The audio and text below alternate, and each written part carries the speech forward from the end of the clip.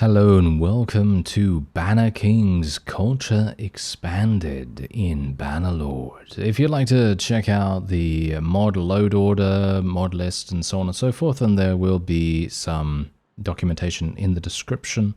Otherwise, let's take a look. Because BannerKings is such an incredible overhaul. My mind just explodes whenever I look at anything regarding this mod because it is so immense. And I've installed the Culture Expanded version as well, and that means that we have even more to look at. We have even more to choose from. And, well, wait until you see the map. It's going to be very cool. So as you can see right here, if we select the Vacan, you can see that they have a bunch of perks, but they also have a bunch of detriments as well. So you can see here that their agriculture and livestock villages are 30% less productive, which is pretty harsh, but they do gain some amazing other benefits like 50% less speed penalty, party speed unaffected by snow and blizzards, all kinds of crazy cool things. They even have Rodox here, by the way. They even have Rodox, they have Swadians technically, and they have a number of other things, all completely different from each other. And then, of course, as you might expect, they do have, the standard-ish, cultures from the base game. And for me personally, I was actually thinking of playing as these guys, because I actually thought, hey, no speed penalty, that sounds pretty cool, but the main thing I was wanting is the caravans being 30% cheaper to build and a 10% less trade penalty, because I feel like that's going to be extremely important for us in the early stages of the game. So I'm thinking that what we'll do is we'll take a look and see whether maybe I can find a new culture that has a good perk in regards to trading and everything. As you can see, there's even naval tradition here, which allows parties to move faster and are more effective in auto-resolve battles while sailing.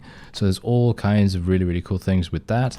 And I think I might go for this potentially, but this is going to be a bit of an issue because, as you can see right here, they also have a slave trade, and slaves generate more taxes, but other population classes generate less, 50% in actual fact, which may mean that the villages and towns and castles are going to be very, very harsh. But as you could quite clearly tell, they have increased trade power, they have great caravans, they are faster when sailing, they are more effective in auto-resolve battles, and all that wonderful stuff. So I'm kind of thinking that maybe we want to go for something like that. We could also go for the Biscanian as well, and you can see here that they have some pretty cool things. Volunteers take 25% longer to replenish. Not sure if that really matters, but their cattle, grape, and olive villages are 30% more productive. Unfortunately, village hearths increase 20% less because they have depopulation issues.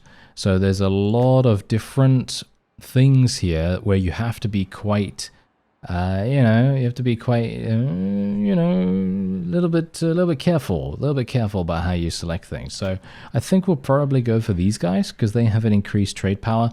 But I'm not sure how the slave trade is going to actually impact things. So this is going to be very interesting. Let's just see how it works. I'm just going to randomly roll a little bit of a character here, and then we're going to be taking a look. Okay, so as you can see, we have privateer. No, we don't want to do that. We want to be a trader, right? We want to be a trader. I'm thinking we'll probably do roguery. We might want to do roguery. I think roguery and trade is probably going to be our bread and butter. Quite literally, because we are going to want to very badly, get as much money as possible. That's going to be extremely important for us. Charm might also be useful as well, but I'm going to go for trade. I'm going to try to go for as much trade as possible. And so that means trade and charm is going to be good. We're probably going to be using a one-handed and a polearm maybe. Not sure if we'll dive into the thrown weapons a little bit. We might try to do that too. And we are also maybe going to do some smithing. But you have to bear in mind that BannerKings dramatically changes how the crafting system works, and I'm not entirely sure if I really like it, but I'll show you what it's all about when we actually get in there, because it's going to be it's a little bit maybe annoying for a series. I'm not sure. It's a little bit annoying for a series, but I guess we'll see. We're gonna start at age 30 as well. Usually I would like to start at age 40, but well, it just provides you with more focus points. But I don't know. I don't know. That's the thing. Maybe, I don't know. You know what? 40. We're going to start at 40. I think that's absolutely fine. And we have a huge number of banners to choose from. And I'm just going to choose something that looks very derpy. All right. Okay, what about this? There we go. That is absolutely fantastic. Something like that. I don't know. Maybe we want something a little bit more outlandish, maybe. There's religion in this, by the way, as well, as you might expect, because of course BannerKings is an effort by the modding creators to actually bring a semblance of Crusader Kings into Bannerlord's engine, and they've kind of married those two together. I think that actually has worked rather well on a depth and mechanical standpoint, because I'm just, as I say, I'm just overwhelmed by this entire thing. It's absolutely crazy. I think I'm literally just going to go with what I have here. Yeah, that sounds pretty good to me, and I like the color. There we go. And we're going to just call ourselves Bertold, because that's what we're going to do. I was going to, you know, do a funny name, but I kind of felt, hey, you know what? Let's not do that. Let's go for Barney, because why not? We've taken a while to come back to Bannerlord, and so it's probably going to make sense for us to do that. And this is what we're going to be going with. We're going to play on Bannerlord difficulty, and we also have RBM installed. We have RBM installed, and now I've said, you know, quite a few things about RBM in the past. I'm not a big fan of it, but BannerKings does benefit from having RBM, so well, there you go. I had to install it, so we're going to see how it goes. This is obviously looking really, really harsh right now, but let's give it a go. Alright, so welcome to the BannerKings mod. Before starting your campaign, you should pick a custom start. So here's the custom start. You can either play as a regular adventurer, where you just start, you know, randomly.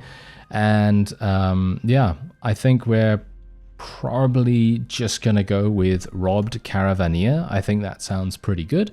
Your caravan has been recently harassed by criminals. Most of your belongings are lost, and certainly all your dinars. A few goods, mules, and wounded soldiers remain. That sounds pretty good to me.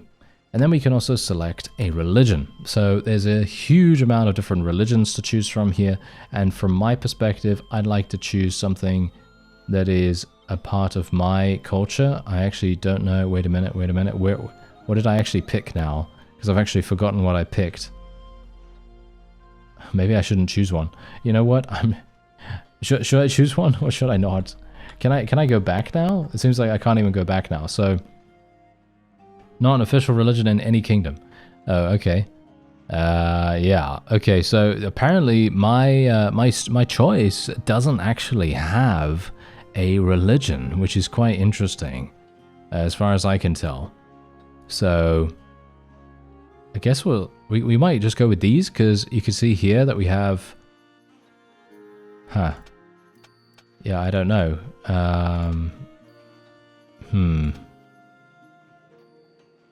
I have actually no idea.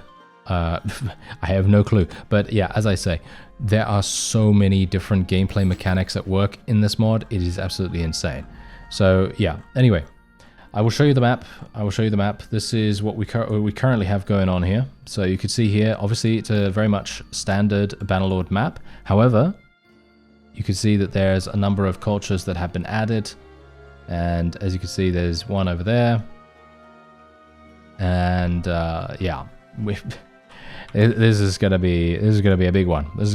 So let me actually just take a look at Barney here. So he's part of this culture, and as you can see, he is a lord. He is a lifestyle caravaneer. He's calculating, and you can see that he has a bunch of aptitudes.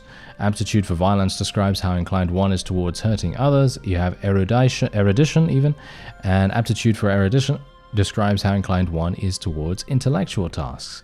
And then you also have political and all that wonderful stuff. So there's so many different things available here, especially when you go into any particular town or castle, and you're going to see exactly what I'm talking about. If I click on BannerKings, you can take a look at the hierarchy of this particular place, right?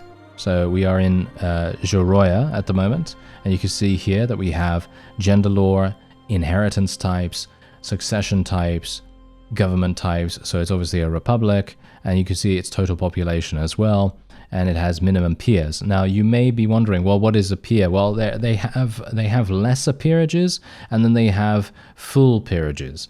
And peerages basically determine whether you as a vassal are given conquered fiefs. So that's obviously going to be a pretty big deal as time goes on. Now we can also take a look at the culture information, which is basically our research screen. So let's say that we want to research heavy plow. We can also research stirrups and things like that. I'm thinking we might go for that. Let me see. Yes, in military terms, it means cavalry can be significantly more effective and reliable. For the economy, it is also quite useful as the horse is widely used in agriculture, transportation, and communication. Let's do that then. But yeah, we could see huge amounts of different things available here. And this all has some kind of impact on the gameplay. So you could see here, stirrups, better cavalry efficiency in simulated battles. If you go for manorialism, you're going to literally get the 3-field system. If you go for cogs, you're going to get mills. And heavy plow is going to improve farmland output. And you may be thinking, okay, well, what does this all have to do with, well, with the game? Well, that's the thing. You can buy land in this. Yes, you can buy land in this mod. And you can even serve as a guard, as you can see right here. You can research. So I can literally just stand here and research forever if we want to do that. Unfortunately, because it takes so long for us to start up the game, because I'm talking about all these different, all these different things, the saving is now going to come in, and it does take a while. All right, so before we continue onward, what we're going to do is we're going to take a look at our skills. So obviously, as you might expect, I have really good trade skill. Massive trade skill right here. And obviously, that is exactly what we wanted. Now, they've also added these additional trees at the top here: scholarship, theology, lordship. And what I'm going to do, first of all, is I'm going to put 1 point in medicine here, because we want to get preventive medicine as soon as possible. I would like to try to get as much roguery as I can as well. Not sure if that is going to be super useful to us initially, but it very much depends on how many battles we go into early on and whether we're going to raid any villages and so on. There is a culture very specifically designed to be better at raiding. So if you want to be, less talking, more raiding, then you can obviously do that if you so desire. Now, I'm probably not going to be focusing on smithing that much because, as I say, BannerKings does tend to change smithing quite dramatically so that you have to wait a lot more. But maybe that's just me. You can obviously customize this to your liking because there are so many different sliders in the mod options. It's actually crazy. Anyway, what we're actually going to do is I am going to spec into scholarship. And the main reason why I want to do this is because I actually love exploring new features in mods like this. So for example, if I just increase this a little bit here, I'm just going to put 3 points in it, I suppose. And then we're going to put a couple of points in polearm, a little bit in riding skill. Let's get 1 point in endurance here, and then 2 points in wisdom. And that's going to be it. Unfortunately, I'm not entirely sure how much we're going to get when we level. I don't know how many times, or how many, how many stat points and how many attribute points we're going to get. But hopefully, we're going to get some really good ones. And we also have decisions available at the top here as well. Choose a category of decisions to take. Decisions are always taken on behalf of the family head, regardless of what hero is chosen in the character tab. So for example, personal decisions. And then you can assume a culture here that is different from your current culture. Cultures can be assumed from settlements, your spouse, or your faction leader. Direct family members will assume the culture as well. Assuming a culture yields a significant negative impact on clan renown. You do not have a settlement, spouse, or faction leader with a different culture, and you need at least 100 clan renown, just so you know. Otherwise, apart from that, you can acquire a book from a local bookseller. Books can be read for skill improvements and progression in scholarship, not in a settlement, or there is no book seller available. So there's a number of ways that you can do things here, and obviously you can do this as well. You can found your own kingdom, you can do all of this stuff, and as you see, you need 500,000 gold to be able to make that work. Now, I actually approve of things like this. I actually really enjoy having a significant thing to aim towards, because obviously, let's face it, if you are going to, found a kingdom, you can see here, it doesn't seem to require any cost. But if you want to do any of these, you're going to require 500,000. I think that actually is amazing. I think that's a really, really good decision on the modding team, because that means that a person that has been playing Bannerlord for quite some time, let's face it, if you're playing, you're probably going to be playing for quite some time in BannerKings, because BannerKings is no doubt going to make things very in-depth. You're going to be taking your time and doing things however you so desire, and then eventually you're just going to have so much cash, and you're not going to have anything to spend it on. But that's obviously how it is in the base game. But in this, you do have something to spend it on, potentially. Anyway, as you can see here, you can choose a book. Don't have a book. You can learn a language. We have a language limit of 2. We are fluent in this, as you can see. And that's it. We don't know the language of anyone else, apparently, so that might be a little bit problematic. Anyway, we are a caravaneer. This reduces our trade penalty by 10% and reduced speed during nighttime by 8%. So that's obviously a bit of a problem. You can choose a lifestyle as well, as you can see right here. So you could choose smithing, trade. I am wanting to choose caravaneer. I think we've already done that actually, but you can actually change that if you so desire. And we already have the Strider perk. As you can see, it is active. This increases your movement speed by 3% and increases the carry capacity of pack animals by 20%. And you could see here that we may... we might be able to get this as well. I'm actually not entirely sure how we even unlock that kind of stuff, but I guess we're going to have to see, in due time how that works.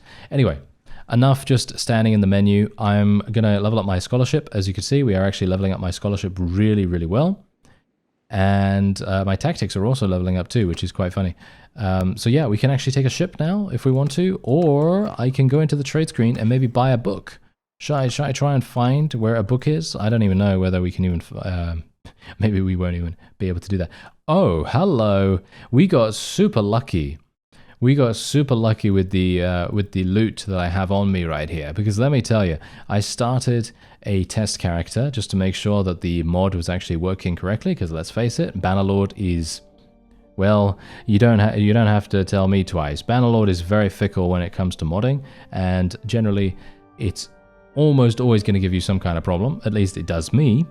And I went in and I got absolutely terrible stuff. But this time around, I'm actually getting some really, really good things. So I'm actually just going to sell all of this. This is really, really nice, actually. Surprisingly nice. And we're going to get 5,000 gold. I can't believe it, actually. I really cannot believe it. All right, I don't even have any writing skill, which is really, really problematic. I'm going to have to get my writing skill up as fast as possible. Unfortunately, it feels to me like it's going to take a while for me to do that, but hopefully it's going to be quicker than I imagine. But yeah, as you can see, yes, Pugio. They've made the Pugios cost more money because they are way too cheap in the base game, apparently. But yeah, anyway, I'd like to find the books. So where do I find the books? But there's the trade screen.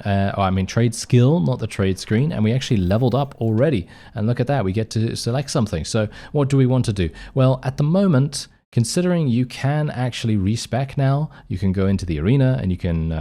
is it the arena? Yeah, I think it's the arena. You can go in there and you can tell the guy that you want to respec. I am actually going to be doing trade goods for the moment because I don't think that selling bandit equipment is really going to be getting me a huge amount, whereas selling trade goods I think is probably going to be very lucrative if we do it right. If we do it right, it's going to be great. Yeah, but apart from that, we'll just leave this. I'm thinking right now that I wouldn't mind getting some scouting skills, so I'm going to put one focus point in that. We can always respec our focus points later on down the line if need be. I'm not sure. I think it's going to be fine for us to go for at least one scouting skill. Is there someone here? There is. There is a companion here. She is an engineer. I'm not a big fan of that, I gotta say. Not a big fan of that because engineering, not very useful to me right now. So I'm probably going to leave her as it is. And is there any way? How do I get a book? There's no bookseller here, I assume. There's no bookseller here. Or is there? No, I don't think so.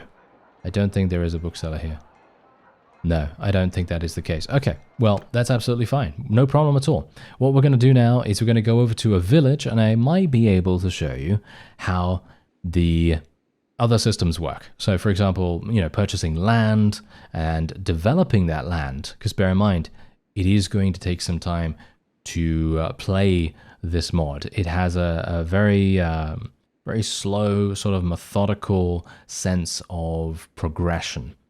And that is going to very much impact, you know, what you do and how you do things. So as you can see right here, if we go into BannerKings, you can take a look at the estates menu. So you can see here, the estate value is 124,000, pretty clearly. And you can buy that if you want to. You can literally buy that. You can buy that. Boom, like that. 124,000, you can buy it. Unfortunately, I don't have enough money to be able to do that, of course. And we are actually... Are we actually, yeah, stirrups, 0.05%. Yes, I'm not really going to be doing a very good job there, am I? No, it's not really going to be working too well. But yeah, we can recruit some people, as you can see. We can recruit some people almost immediately. It's going to be 500? Are you serious? They are so incredibly expensive. Why are they so expensive? I have no idea. But whatever the case, I am going to recruit them. Let's recruit some of these guys. Oh dear. Oh dear, this is gonna be bad. Yeah, I have a bad feeling about this, actually. I have a bad feeling that I'm wasting money just by recruiting these guys. But I mean, they are all tier 2, so I guess tier 2 is actually pretty good. Well, I don't know. Anyway, castles also have trade screens, by the way, as far as I'm aware. Yeah, they do. So if you go in here, you can go into a castle and they have a trade screen, which I think is actually pretty cool. They have a lot less stuff in them than a town, of course. I mean, that's just to be expected, obviously. And we can serve as a guard here if we want to, or we can do some more research. And so we can research. We're going to get some more scholarship. Maybe we should, I don't know. Maybe we should continue doing that. How many days do I have left? Okay, I have 6 days worth of food. Is that good enough? I guess that's good enough. Your current research progress is this. So as you can see, my research is going to take ages just because I don't have any scholarship skill whatsoever. But I'm hopeful that we'll be able to level that up and become better at doing that. So let's go over to the other town here. And let's see if there's actually a bookseller. We might get lucky. There's a companion. He might be pretty good. He might be pretty good. Why not? Shall we get him? It depends on how much he is. Because knowing BannerKings, they're probably going to say that, yeah, there we go. He's 4,000. All right. We're not going to do that. Thank you very much. That's a little bit too expensive for my liking, but yeah. Anyway, I'm just going to see here whether they have any books. They do not. However, I could potentially buy some food here, and I think I will do that. I'll buy just a little bit. I have 12 days now. That's good enough. Let's take an action. Let's research. Just going to research a little bit. I just want to get to 25 in scholarship skill if I can. I'm not sure why it... I think it quits after, like, what, 12 hours or something like that? But yeah, there you go. All right, so I did now finally get this. So we can now read books. And so now, does that mean that I now have access to them? Or... I'm actually going to go... You know what? I'm going to go into the town center because I'd like to see... Maybe there is a bookseller... you know, like a bookstore or something like that we might be able to go to. Unfortunately for me, however, let me just see here. Unfortunately for me, however, yeah, we have posture as well. Yeah, by the way, if you have any, shall we say, recommendations, if you have any recommendations regarding RBM, then by all means, let me know, because I have very, very rarely used this mod. It's not a favorite of mine at the moment, but, you know, if you have any recommendations about how to make it a little bit less annoying, because I know that some people say that the posture system is kind of difficult to work with, shall we say, then, you know, if you have any recommendations about what I can disable or change or modify or tweak, then, you know, let me know. Thank you very much in advance for that. But yes, apparently there is not a bookseller here. So I will just be leaving. There you go. That's it. I'll just be leaving. And I actually don't even think there's anything else that we can really do here. I could fight these looters.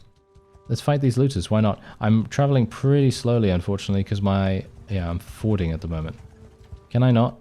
Can I not catch up? What is fording, by the way? What is fording? Is that the other different kind of? That guy literally just. Yeah, that is very annoying, isn't it? Yeah, that is very annoying. Okay, well, whatever the case, I think what we'll do is we are going to take a ship. Okay, the Parasic Trade Network. Okay, so as you can see, we can now decide on where we want to go and how long it's going to take us to get there. So I'm going to go to Crusader. Why not? There we go. Is at this, and we are traveling. There we go. You're traveling to Crusader by ship. Your destination is not under siege at the moment, and the crew will leave you inside. Very nice indeed. Okay, so one thing you've got to know about this as well is that I tried to use better time. The mod better time, you know, the thing that increases the speed of the game on the world map. I tried to use that, and it would not allow me to start up the game. So if you are also using better time, try to avoid doing that if you can. And who's this guy? I can't see him for some reason. Why can't I see him? I don't know. It says I'm right there, but maybe I'm not. Maybe I'm not counted as being right there at the moment. But let's go and speak to her, apparently. 2000. Okay, yeah. You're 2000. There's a game host. Technically, we could play a game if we were actually good at it, which I'm not. But, yeah, good to know nevertheless. And, yeah, that's kind of weird. All right, well, whatever the case, let me just go here. There we go. Now we've discovered everyone. That's what I wanted to do. Okay, now who's this guy? He has an insane amount of two-handed skill. It would be pretty cool if we could get him. Maybe we could get him. He's 3,000. Yeah, all companions are just absolutely insane in regards to their costs, which is to be expected, I suppose. Ah, here we go. Okay, fantastic. Look at this. Look at this. Now, this is what I was looking for. I was looking for some kind of really, really good profit to make, and then we could just travel back and forth, you know, through our ship, and maybe that is going to be super good. You can see here. Look at this. I could sell this at Paras for 645. Actually, 47 even. So I'm going to buy that. We can sell the pottery as well. We can sell this, sell the oil for an insane amount too. Yeah, there's so many large ticket items here, but the problem is we're going to have, maybe we're going to have some issues with it, you know. Maybe we're going to have some issues with it. Oh, crude fur. Wow, look at this. You literally sell that for an insane amount. Okay, yes.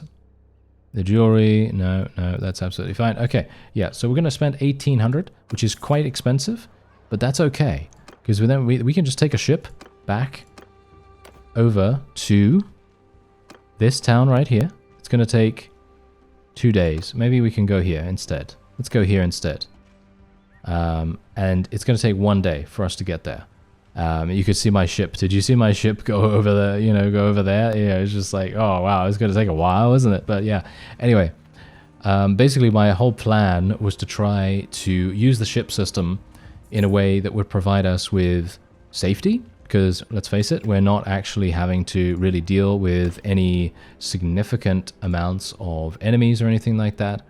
I'm going to sell the oil here for 477, and we need to go over to the other place to be able to sell the other things. As you can see, look at my trade skill right there. Trade skill, I gained a level as well from that, and that was just from one item. It's just crazy. We're going to get so much cash if I can get to the other place in time, because it's going to be a while, isn't it? It's going to be a while. All right, so we have made it, and as you can quite clearly tell, unfortunately for me, the crude silver ore has depreciated quite a bit in the time that I have made it over here. But that's okay, because we're just going to sell the other stuff, and that's going to be absolutely fine. We're going to get only 2 skill points for it, but we did make a small profit, which I think is okay. I think we made a small profit at least. Didn't we have 3,800 or something like that? So we made like 800 gold or something, which I think is all right. I don't think that's particularly bad.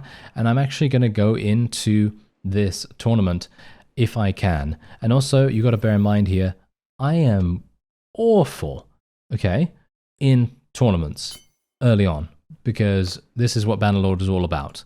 They really know how to basically just be like, yeah, this is going to be really, really hard, and I probably won't be able to do this. Oh, actually, wait a minute. Maybe I'll be okay. It's a 1 versus 1. Maybe it's going to be all right. I don't know. Let's see. Okay, yeah, I have 0 gear. I have 0 gear, so my one-handed skill is absolutely terrible.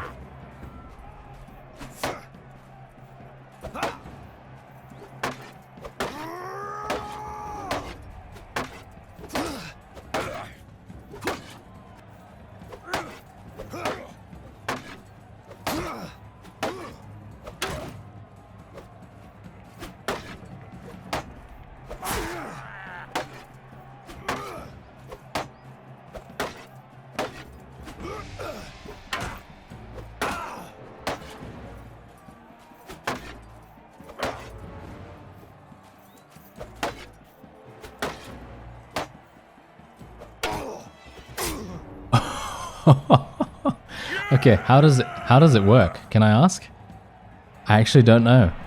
I actually don't know how it works. I think I need to practice. I think I need to practice that. Because I've never played with the posture system. I don't actually understand how that works, but I guess I'm gonna get used to it, you know. Guess I'm gonna get used to it and see what we can do, you know, because as it stands right now, I have no idea. I am completely in the dark about that. So we're obviously going to have to figure it out as time goes on. And because the posture system, maybe I should just read about it, because they do have they do have some documentation in the game itself. And maybe that would be a good idea. Ooh, we can actually sell hardwood at Paras for a pretty significant, yeah, pretty significant amount right there. Might make sense. Yeah, might actually make sense. Yeah, there's a lot of reasons why we want to do very well on the trading. These things are so expensive as well, though.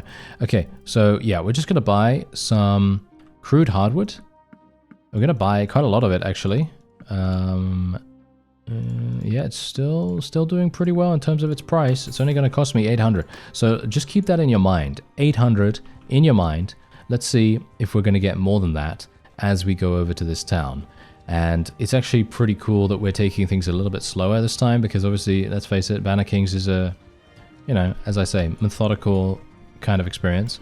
And I just want to see how much we're going to get for this. This is going to be pretty crazy, actually, all things considered. Look at this. It's already depreciated, unfortunately, a little bit, but it's still good. It's still good. As long as it doesn't go below 10, we should be absolutely fine. Look at that. We're getting more. Look at that. We just spent 800, and now we're over double the amount. Over double the amount. Absolutely crazy. Look at that. Boom. 2,800. And I didn't get any trade skill? I didn't get any trade skill whatsoever. Why? Why didn't I get any trade skill? Oh, well. Never mind. I'm going to go for one-handed and the handling increase, because shield bashes for me, they never work. I don't know. They never work for me. So that's just how that's going to go. Rival gang is moving in. Yeah, I'm probably not going to do that either.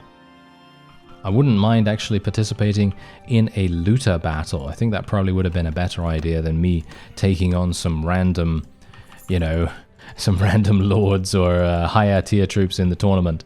But I can't find any. I can't find any looters for some reason. I don't know why. I don't know why, but yeah, you can actually do some pretty cool things here, as you can see right here. You can actually buy this, and then you can, you know, do all kinds of things with it. But obviously, at the moment, I don't have the ability to do that. So I'm hopeful that as we progress, that we are going to be able to do that in due time. What if I serve as a guard? Let's see what happens when we serve as a guard. You improved your one-handed skill. All right. Okay, that's pretty cool. How much did I improve it by, though? That's the question. How much did I improve it by? 31. What did I have before? What did I actually have before? Let me actually see. Okay, I have 31, 32. That might be 33 now. That might be 33. Let me have a look. No, that is literally not... What? It's just giving me experience. Okay, so wait a second. If I move now... Because if you take a look at the one-handed... What What is going on with this? What is going on with my experience gain right there? That is kind of weird. I'm actually gonna go into the. I want to do a practice fight actually. I want to do a practice fight. Can I maybe do that? Because. Okay, can I join? Yeah, I'd like to participate in a practice fight. There we go. Okay, so I've got a one-handed. Let's see if we can actually make this work. This is obviously a really good strategy if you have 0 money. Let's see if I can do this. Okay, no, yeah, there we go. My one-handed skill is literally leveling up. And we already got a decent thing. And now, clearly, I have not done any damage in this entire episode. Is that just me? Am I just really bad? Yeah, I guess so. I guess that's the case. I mean, what else am I supposed to do? I'm not entirely sure. 45 damage crush through. Oh, I see. I see. So when you break someone's posture, you actually deal increased damage through crushing through their posture. Aha, interesting. Okay, that's really interesting. I need to try that out more. But this was also partially the reason why I didn't really like RBM to begin with, because it is very difficult to get a handle on it. But I think once we get a handle on it, it's going to be very rewarding. So I will very much try to do my best on that. But anyway, that is going to be it for this episode. If you would like to see more of BannerKings culture expanded, then by all means, let me know. Hit that like button and, you know, comment and do all that wonderful stuff. Thank you very much. That would be very appreciated. And otherwise, I thank you very much for watching, and I'll see you next time.